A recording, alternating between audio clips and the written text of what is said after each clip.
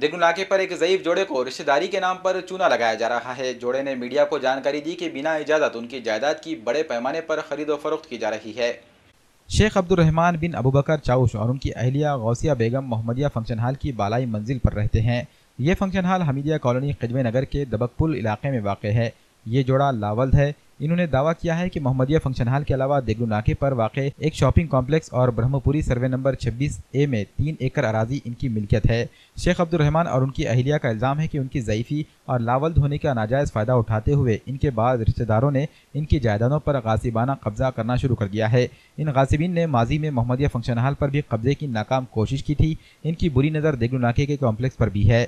ब्रह्मपुरी की खुली अराजी का फ़ायदा उठाकर ये गासिबीन लोगों को इस अराजी में से प्लॉट फरोख्त कर रहे हैं। इनका मानना है कि गासिबीन की सरपरस्ती बाज़ सियासतदानों की जानिब से भी की जा रही है। शेख अब्दुल रहमान और उनकी अहलिया का कहना है कि इन्होंने अपने किसी रिश्तेदार को अपनी जायदाद का वारिस नहीं बनाया है। इस सिलसिले में इन्होंने DIG और SP से भी शिकायत की है। शेख अब्दुल रहमान और उनकी अहलिया गौसिया बेगम ने अवाम से अपील की है कि वो फरेब दही का शिकार ना हो और उनकी अराजी या उसका कोई टुकड़ा खरीदने की कोशिश ना करें। बसूरत दीगर कानूनी कार्रवाई की जाएगी।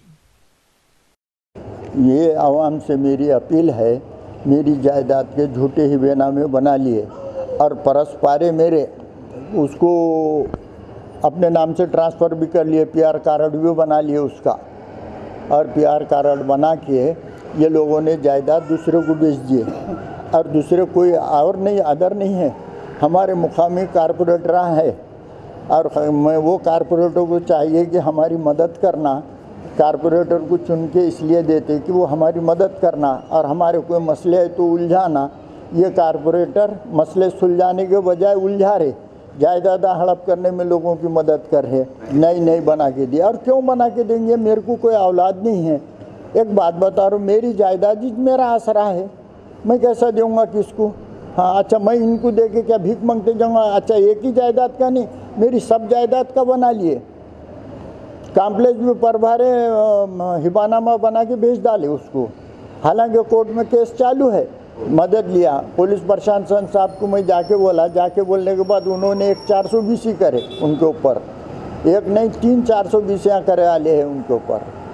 और वो क्या है, लोगों को पुलिस को ये करके ये करते कि ये सरकारी मैटर है, तुम इसमें हाथ नहीं डालना, तुम हाथ डालेंगे तो तुम सस्पेंड हो जाएंगे।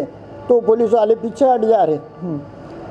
हमारा आपस का मामला है। अरे काय का मामला है यार, तुम कौन मेरे?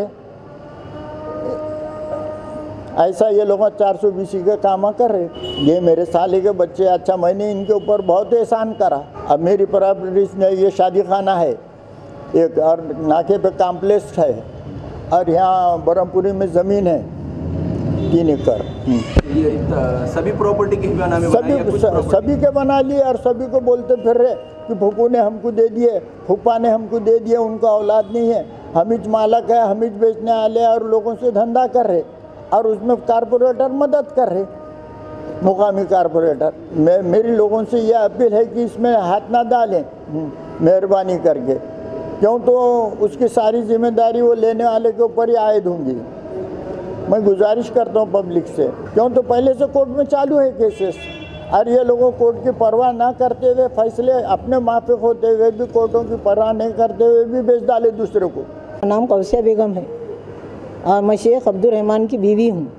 और मेरे को और मेरे शौहर को अगर कुछ होगा तो हमारे मौत के जिम्मेदार इन्हों रहेंगे। हम इनको कुछ भी नहीं देना चाह रहे। तो ये लोगों ने क्या ऐसे दस्तावेज़ात वगैरह बनाए? नहीं, हमारे सब हमने कुछ भी नहीं दिए, झूठे बनाए सब। अब ये जो हिबानामे की बात चल रही है, हाँ, ये सब झूठे बना के लिए लोग, और लेने वाले होशियार रहो।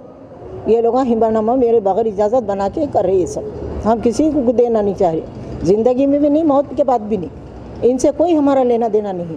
परेशान कर रहे हमारे को चुप का चुप, और ये हमारे मौत के ज़िम्मेदार। ये मेरे को, मेरे शौहर को कुछ होगा तो ये लोग मौत के हमारे ज़िम्मेदार रहेंगे।